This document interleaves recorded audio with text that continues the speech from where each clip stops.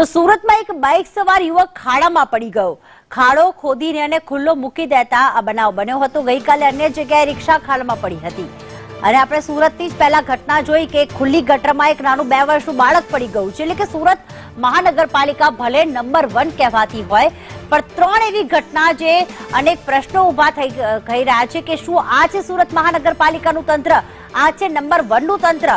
ગઈકાલે અન્ય જગ્યાએ રિક્ષા ખાડામાં પડી, અહીંયા અન્ય જગ્યાએ એક બાઇક ચાલક ખાડામાં પડી ગયો અને સમગ્ર ઘટનાના સીસીટીવી પણ સામે આવ્યા છે અને દેખાઈ રહ્યું છે કે સુરત મહાનગરપાલિકા કેટલી બેદરકાર છે, કેટલું નગરોળ આ તંત્ર છે.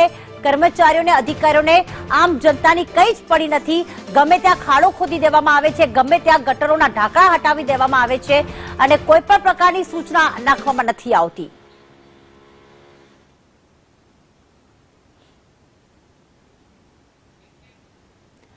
તો ખાસ બાઇક સવાર યુવક ખાડામાં પટકાયો હતો, જેના સીસીટીવી સામે આવ્યા છે. એક મોટો મસમોટો ખાડો રસ્તા વચ્ચે ખોદી દેવામાં આવ્યો છે. ત્યાંથી એક બાઇક સવાર પસાર થાય છે અને તે ખાડામાં પડી જાય છે. વધુ એક જે અને બીજા દ્રશ્યો આપ જોઈ રહ્યા છો કે એક રિક્ષા જે છે એ ખાડામાં પડી ગઈ હતી. જો કે 2 દ્રશ્યોમાં એ સાબિત થાય છે કે એકમાં બેરિકેડ કે કંઈ લગાવવામાં નથી આવ્યું, બીજા દ્રશ્યોમાં દેખાઈ રહ્યું છે કે ખાડાની આસપાસ કેટલાક બેરિકેડ મૂકી દેવામાં આવ્યા છે, પરંતુ બાઇક સવાર અંદર પટકાયો.